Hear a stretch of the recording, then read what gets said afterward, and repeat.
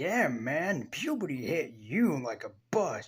Like you were 10 years old one minute, and in the next minute, you're like 80. Such a shame.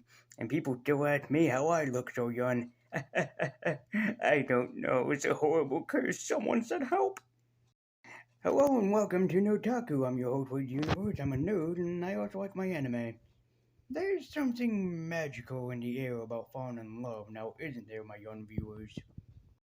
Make no mistake, dear viewers, we have all had the magic of falling in love with in one shape or form, haven't we, over the past lives? And it seems to get magical every time we experience it. It's always unbelievable that it's just that one person that you met that would you know, without a doubt, that would change your life forever and forever be known as your love.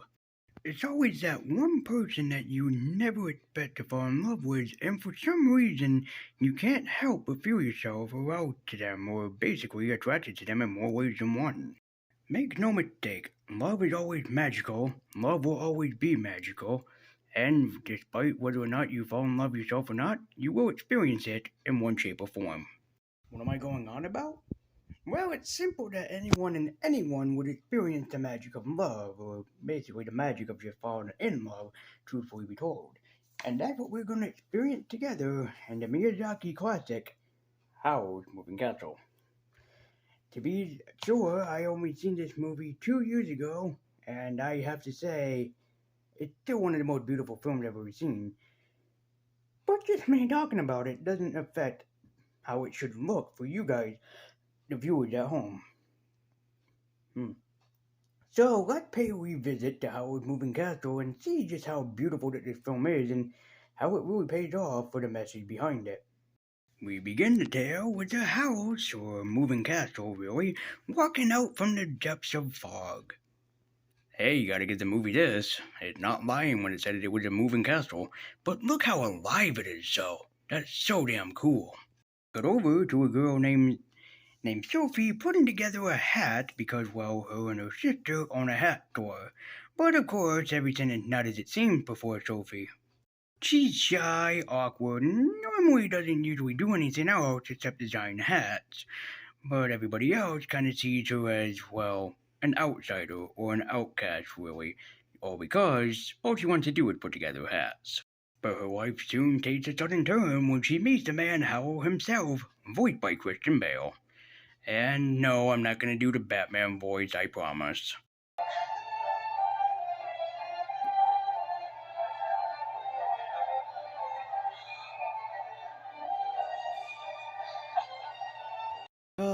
Typical, am I right, ladies? You meet this one special guy, and then he takes you out walking on air. Doesn't even offer you to stop to get something to drink or something to eat. How damn disrespectful of him. But hey, he is Batman after all, so gotta give him a point for that. Sophie goes back and tells her sister that she believes that she's fallen in love, and that she found the one of her dreams. But she's soon interrupted by this dorky head. Later that night, Sophie is visited by a witch, but this isn't any witch. This witch happens to be an ex-girlfriend of Howl. Yeah, I don't get it either. Because she pissed off at Howl, she puts a curse on poor Sophie, changing her from basically I would believe, 15-year-old girl into a 90-year-old girl. Yeah, that works.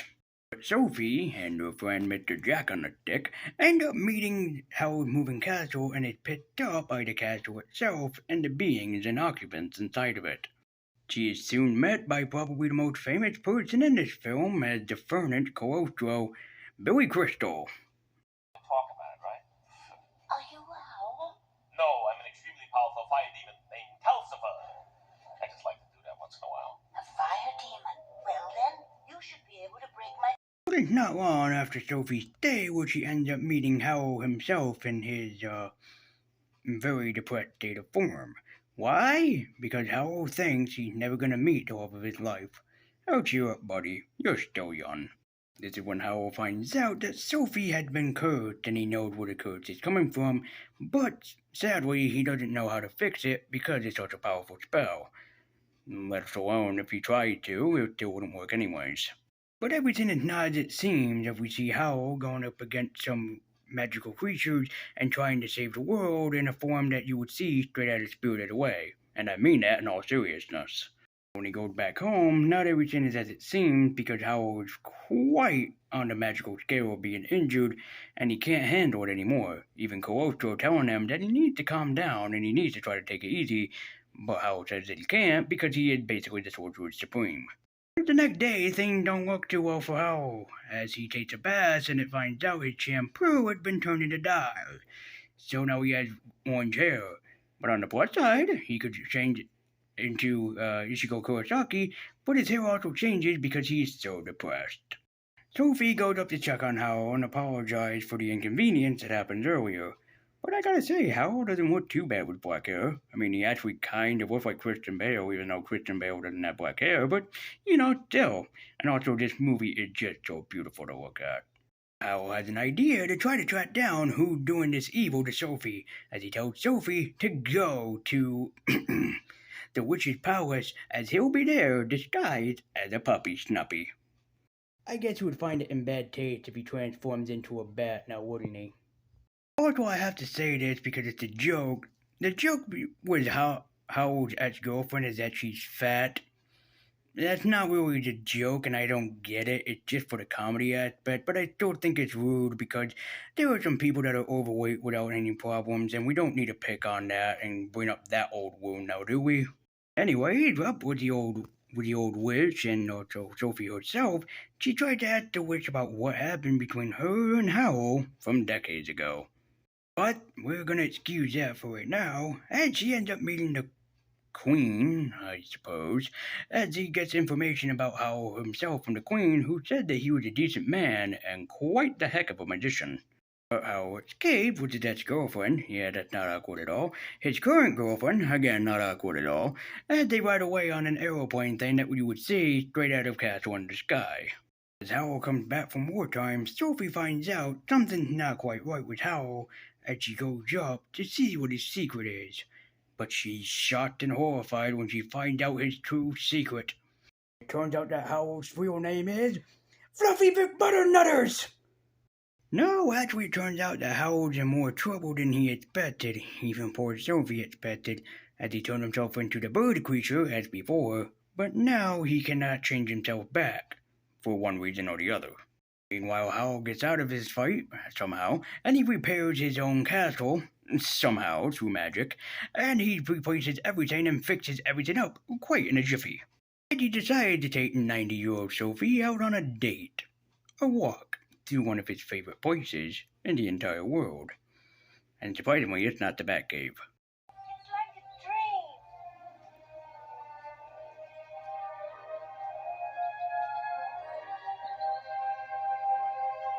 dream. Right the hell out of nowhere, they're attacked by the forces of magic.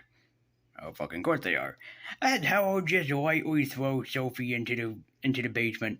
Don't worry, I'm sure she'll be fine. She can fly!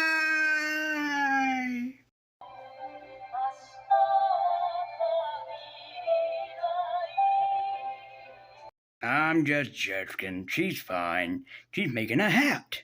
And also she's talking to a little witch boy, voiced by Josh Hutcherson himself.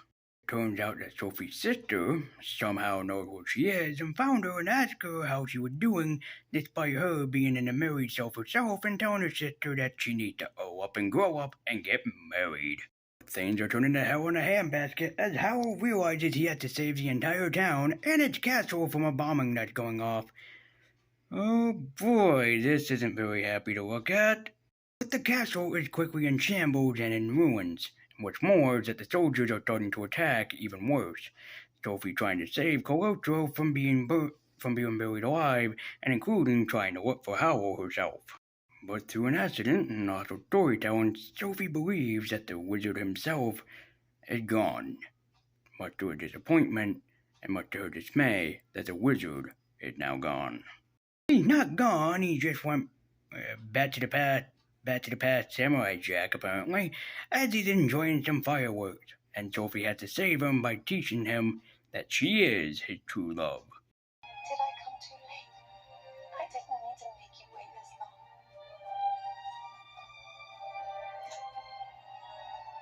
I need you to take me to Castle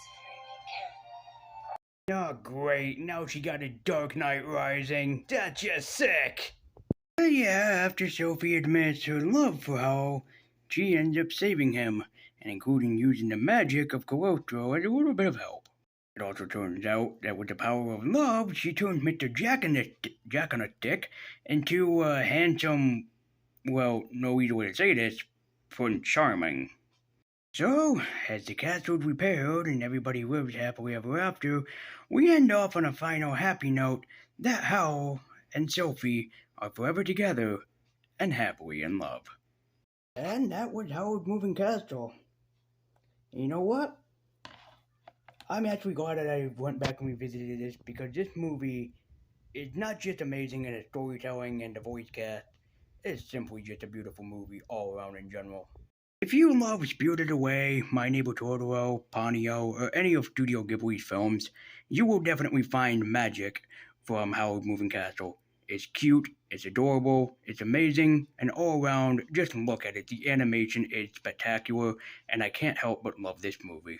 Also, all throughout this review, even though this had Christian Bale in it, which is easy material to do Batman Begins, The Dark Knight, or The Dark Knight Rises jokes, or even movie references, except for the Dark Knight Rising thing and a couple of Batman jokes, I did not once use a Batman Begins, Dark Knight, or the Dark Knight Rises clip during this whole review.